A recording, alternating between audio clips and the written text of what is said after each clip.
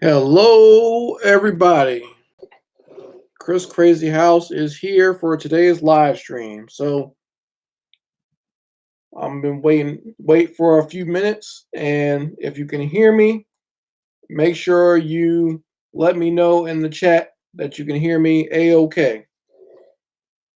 And welcome all to the ones that are here right now. Make sure I save this project that I was working on. Okay, turn that off.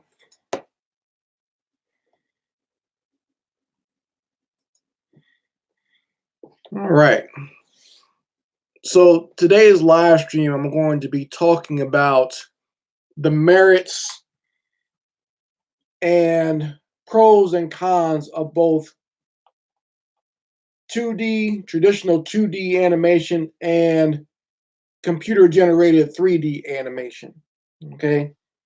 First, I will go through explain the difference, and then I will tell you about my experiences with both, what I prefer, and maybe just kind of giving you guys a lesson or a heads up as far as what you might want to know about both of them. Okay. So, first of all, peace to the people that are here so far. For those who don't know the difference is traditional 2D animation is hand drawn. So, it's hand drawn animation. It may be put into a computer later, but at the very basis, it's still hand drawn and is colored and is put on screen. Now, like I said, that's things are a little bit different than they used to be when it was originally done. It was all hand drawn.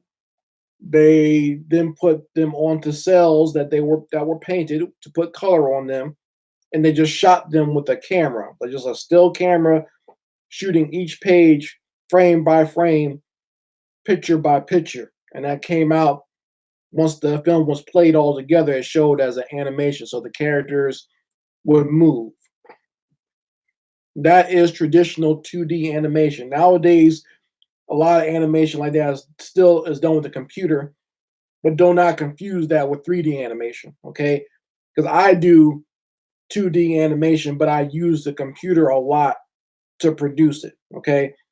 I still do hand drawing, but sometimes I'll just draw with my Wacom tablet and save the information that way and then take it into a different program, whether it be uh, Adobe Animate or other ones like what's the other one?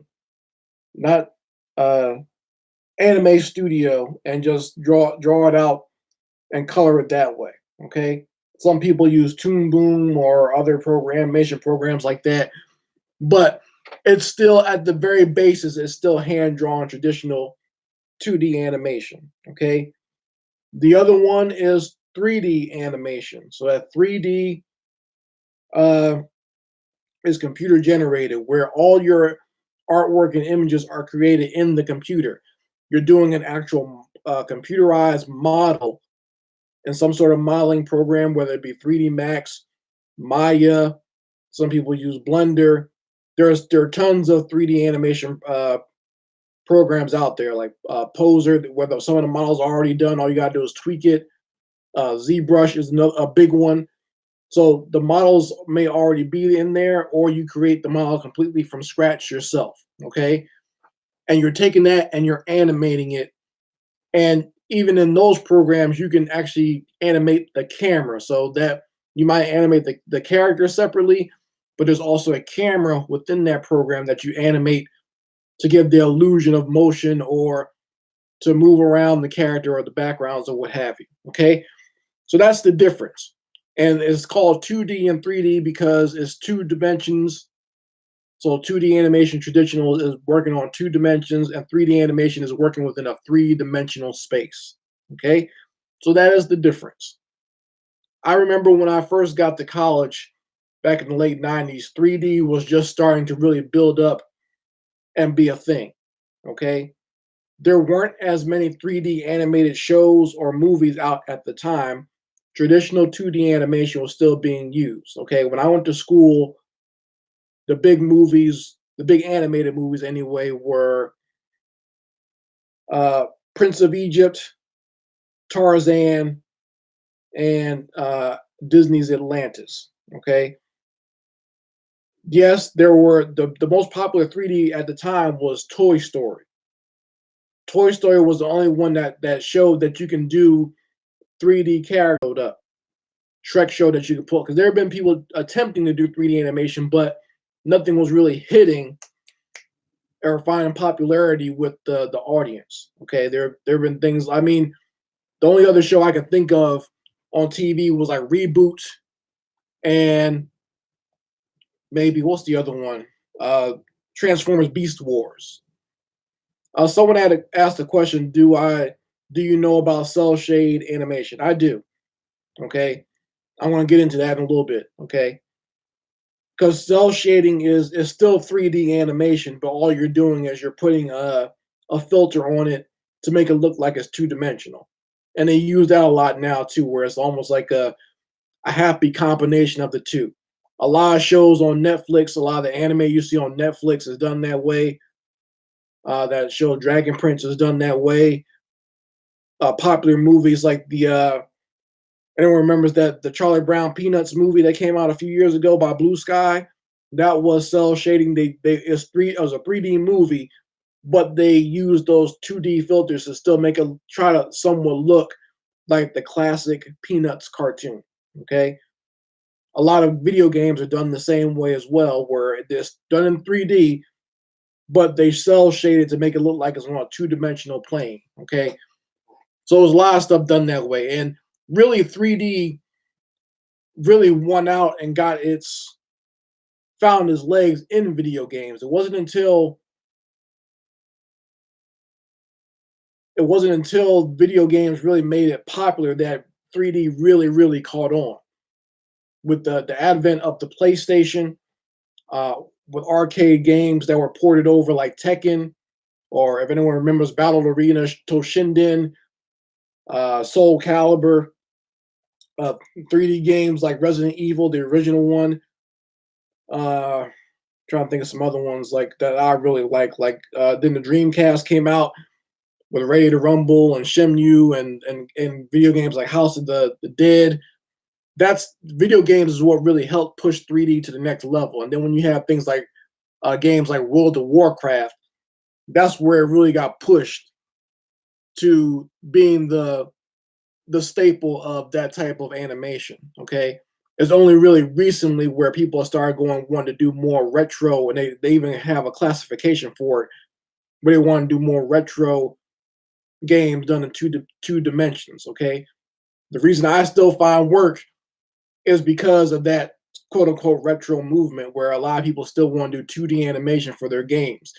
And I thank the company Rovio, for creating Angry Birds because that was the one that really set it off to where we can still do 2D animation in social gaming. And that kind of created that revolution that people still want to play those old school side scrollers like Castlevania or Mega Man, and people make their own versions of those types of games now. And you just go on Steam, you'll see tons of them. Okay.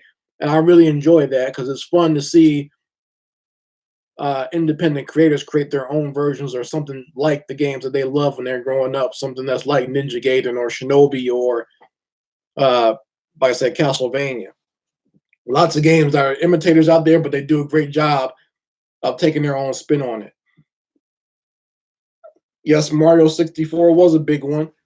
Like I say, video games have always been the ones that kind of pushed the animation revolution forward. It's sad to say, but film, especially mainstream film, is always like several years behind, and that's because these big studios, when they put money into something, they want a sure thing. And really, the studios don't give a damn about the art or the craft of animation. They only care about making a buck later on.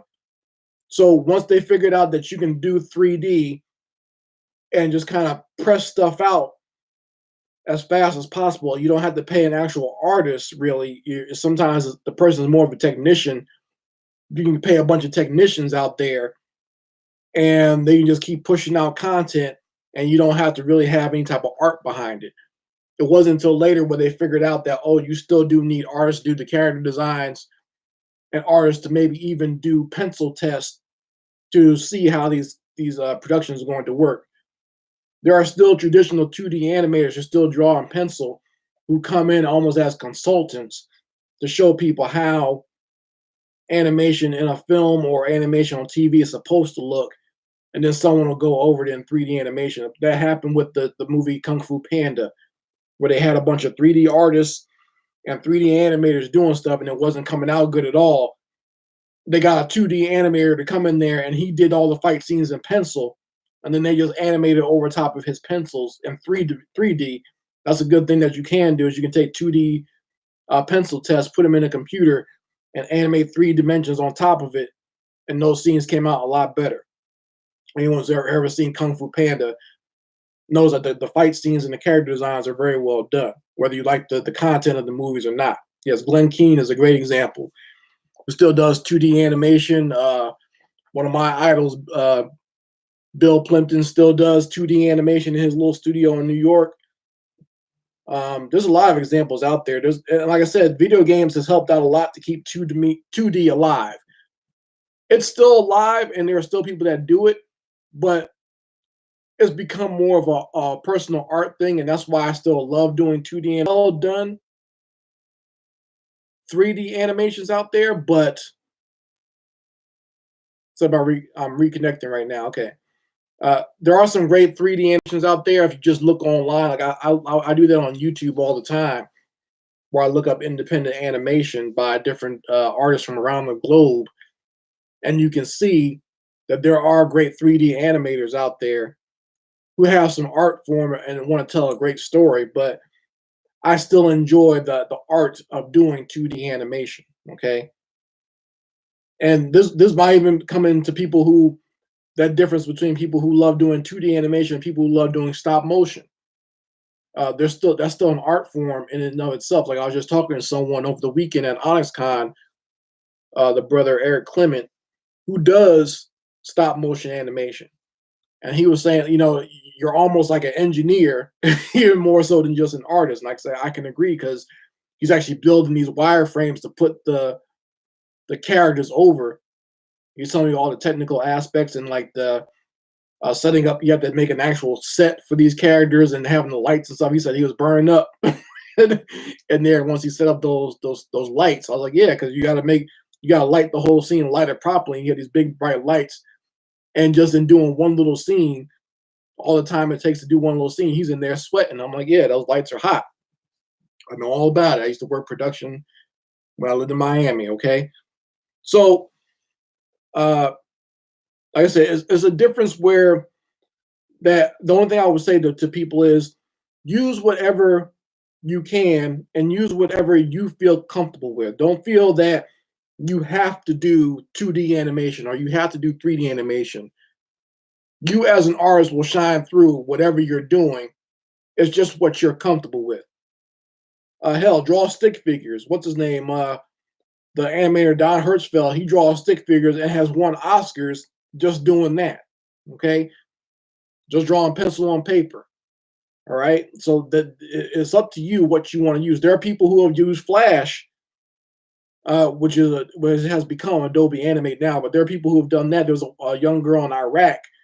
We did a whole animated feature in Flash, and it was nominated for some Academy Awards. There's another movie, I think it's called Secret of the Kells, another animation that was done in Flash that was very popular in the animation community, and that was done 2D animation, but they colored it and they vectorized it with Flash. Okay, so that's one of those things, like use whatever you're comfortable with and whatever makes you happy as far as your art form and getting it out there. Don't feel like you have to do one thing. There are people who combine the two.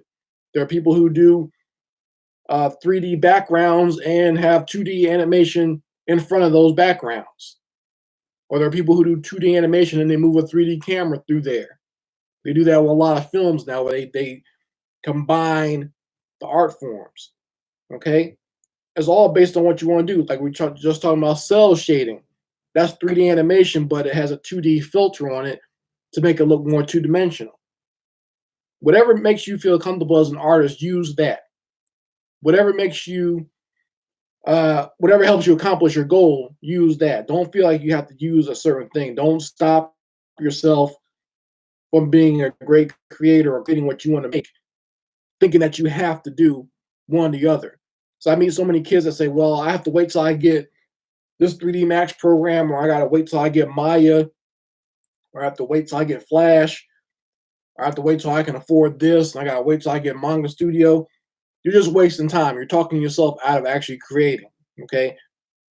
That's the one thing I love about 2D animation. If you got a camera, some pencil, and some paper, you can make a 2D animation and get it done and get it out there. Okay.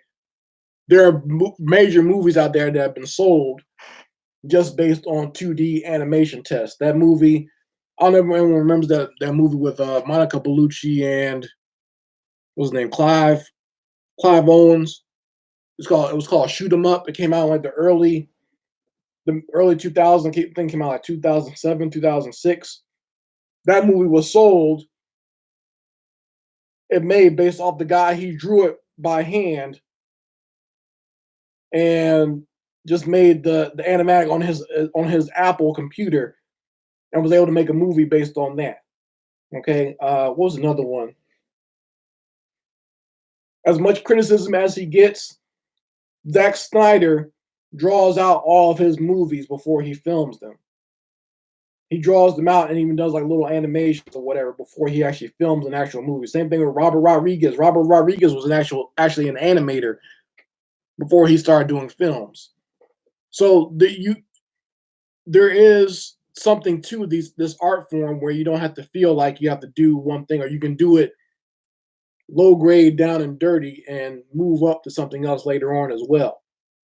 Don't let your lack of technology stop you from doing or accomplishing the goals that you want to accomplish as an artist. Okay, just go out there and do the damn thing. It's not going to be perfect at first, but you learn by doing it. And that's the best advice I can give to you all is don't let technology or what lack of technology you have stop you from doing stuff. I mean, those original Mario games that they created, you can create that now just as easy on your computer at home. They don't you have the technology right there. Think about that. They needed big ass computers with all this capacity to create those original Mario games, and you remember how simple those were. Mario, Donkey Kong, uh, the original Zelda, and everything else. They had to take a lot of time and a lot of computer power to create those games. You can make that now in your house on your laptop. So don't let anything stop you from creating what you want to create. They didn't let it stop them. That technology didn't exist back then, but they made sure with their limitations, they created classics. So that's what I want to impart to you. You find a way to get to where you want to get to if you're determined enough to get there. Don't let lack of technology or lack of what you know. Yeah, like Raku said, with today's technology, you can do whatever you want to do. The only thing you're limited by is your imagination and your discipline. That's another. A lot of artists have the imagination and creativity, but they have no discipline whatsoever. Where I have won as an artist and where I've been able to get jobs is the fact that I have discipline and I can get stuff done. A lot of people who are way more creative, way more talented than I am art wise, but they don't know how to complete a project. I can complete something, so that helps me get more and more work. So that's one of those things where that's just something you can train yourself to be disciplined. You can't train creativity or imagination, but if you can be trained to sit at a desk and get something done. Okay. Uh, but yeah, like I said, there is no real, as far as like me saying being an advocate for 2D or 3D animation, use whatever you want to get the job done. I'll give you some pros and cons of both. Uh, one of the best thing about 2D animation is, like I said, it's an art form. You don't need much. You can just go ahead and draw it out. And sometimes what works for 2D animation is that you can make mistakes that way. and it becomes part of the art is part of the mistakes that you see. Like I see so many 2D animations out there, a lot of the old ones. Like I can pick out all the mistakes, but I love picking out the mistakes. That it's almost like part of the art to see like little mistakes in there or what the artist did here, or it might not be a mistake, but if you watch a lot of those old Warner Brothers cartoons like Bugs Bunny, Daffy Duck, and you freeze frame it, you'll see a lot of those pictures are just way just they completely stretch the character out, and the eyes might be flying somewhere here, their mouth might be wide open, but it's the way it goes within a film sequence. It looks fine, but those drawings are just way out there when you freeze frame them, and that's like I said, that's part of the art form of doing 2D animation. The drawback maybe is the time that it takes for doing 2D animation because that is an art form that does take some time and concentration. You got to really sit there and concentrate on what you're doing. When I do 2D animation, I don't like to have really a lot of interruptions going on. I might listen to like an audio book, or I might listen to nothing at all, or I might just listen or I might just listen to like some classical music, something that keeps my mind calm and serene while I'm doing it. I don't like a lot of distractions while I'm doing it because I want to concentrate on what I'm doing in each frame. So that might be a con in the fact that it takes a little more time to do. 3D animation, the pro to it is the fact that once you create the models, and even once you create some of the animation, you can keep reusing that animation over and over again and use it in a way that no one can really tell. If I take a walk cycle or a run cycle from 2D animation project and keep reusing it, you're going to know that I'm reusing it. That was the knock on Hanna Barbera Studios is the fact that they reuse so much stuff. Or if you watch those old He-Man cartoons from the '80s, they reuse animation all the time, and you can tell that it was reused.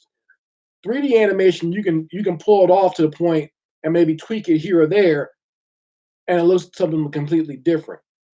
Okay, so that's one of those things that might be a boon to you of 3D animation. You can just keep reusing stuff. Once it's done and in the can. Like all those models for all those movies we've seen, like whether it be Toy Story, The Incredibles, uh, video games like the three dimensional Street Fighter games like Street Fighter Five or whatever. All the models are done. All the most of the animation is done, and all they got to do is take what they have there, and they can like create a whole new character or put another character on top of it, just based on the motion. Just maybe tweak the design a little bit, tweak some of the effects, and you got a whole new character. So that might be the what's good about 3D animation. Once the work is done, you can keep reusing a lot of stuff and not have to work too hard. They do that a lot with the Mortal Kombat games. That's why they can sell you another skin or another outfit or another costume for the character, and you can just put it on top of the character that you already have, and it looks the same because the animation and stuff is already done. The drawback to 3D animation is just that sometimes it becomes too mechanical and too computerized. You lose the art form in what you're doing. There are great 3D animators out there. Don't get it twisted, but uh, the fact that it's become so much of a machine in and of itself, and so much of a corporate asset, you lose that art in it. We don't have. I can name you all the great 2D animators out there: Glenn Keane, uh, Ralph Bakshi, Tex Avery, uh, Bob Clampett. I can name you all, Gendy Tartakovsky. I can name you all these great 2D animators, and whether they even if they move over to 3D, you still know their names. Okay, I can't really name you too many 3D animators that are well known because they don't 3D animators almost are not allowed to become artists in that regard. They're part of a machine or part of a company, and that individuality and that art is lost based on just the idea of what 3D animation has become. I'm sure there are some great ones out there, but we don't know their names the way we know the artists that do 2D animation. Think about that. Okay. So, and I'm not saying that you can't be a great 3D artist or you're not an artist if you're doing 3D. You are an artist, but you can get lost in that machine out there if all you're doing is working to become part of some company. So, like I said, we have years of 2D animation, so maybe years from now we'll have these 3D animators who are known and great. So we'll see how things work out, right? Maybe someone listening here will be the next great 3D animator that we'll be talking about in years to come. Okay, so we never know.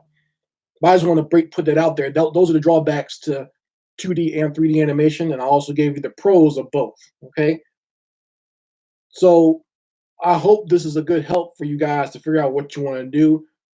As far as the future of both styles of animation, 3D animation seems to be the way to go.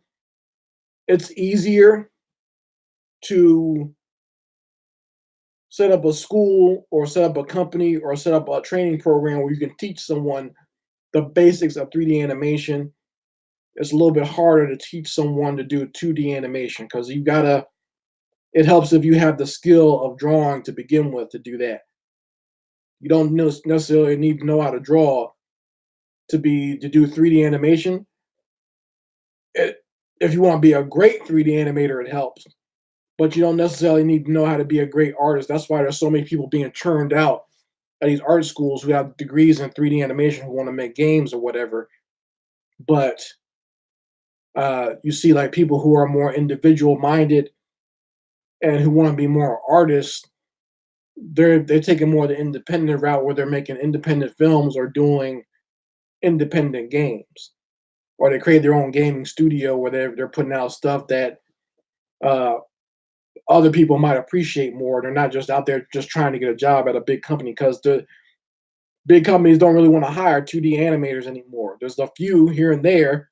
You have a better like I've been successful getting jobs doing social games, but as far as like the major game companies, they really don't want to hire 2D animators anymore unless they're doing a very specific novelty game like Cuphead.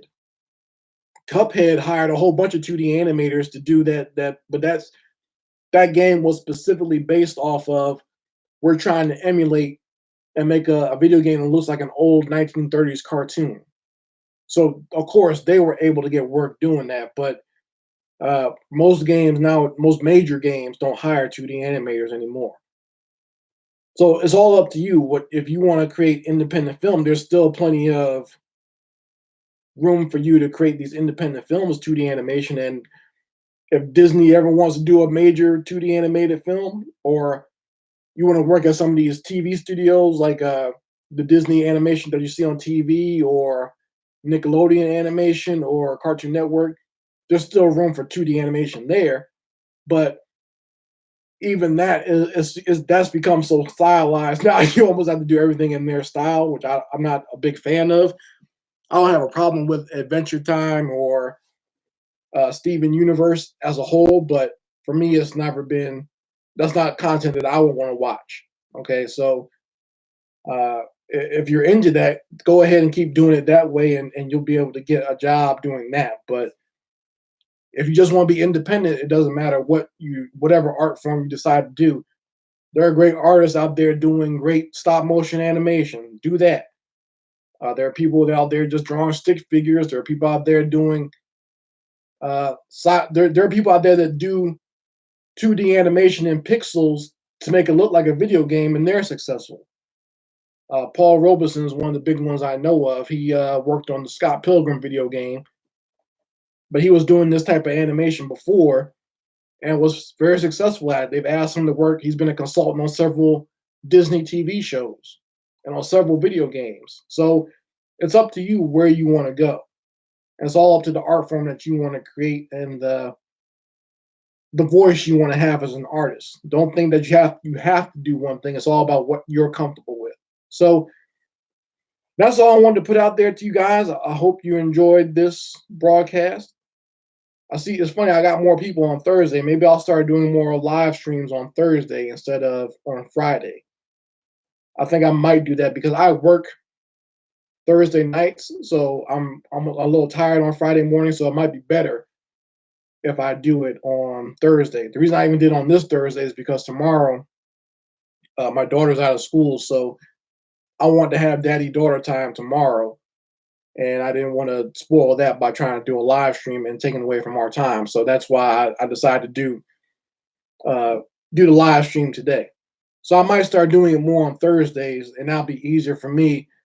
And that way, if I need to get some sleep on Friday or just want to just work through Friday and do some digital artwork or something like that, I can do that. But it's just it might be more convenient just to. So the next live stream will probably be next Thursday around the same time, maybe around 11 or 10 or something like that. So we'll see. This might be more convenient because I'm getting more views doing it on Thursday. So we'll see. I think that'll work out a lot better.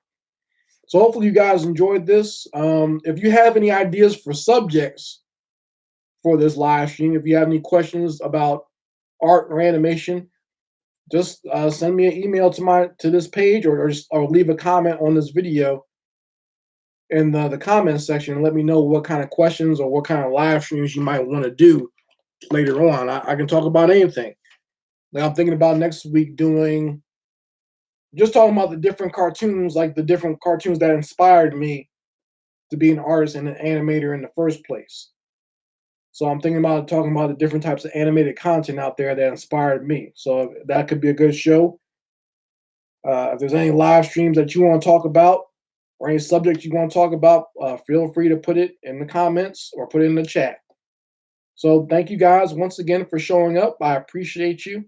Hopefully this was enlightening and letting you guys know about. Yeah, I will. Maybe I will talk about that too, because someone was saying they never understood the idea of going to university to learn how to animate when there are online courses to learn how to do it. There's plenty of tutorials out there. There's books. Like I've learned a lot about programming just from buying books. I didn't learn as much at university as I did just from buying a book. So that's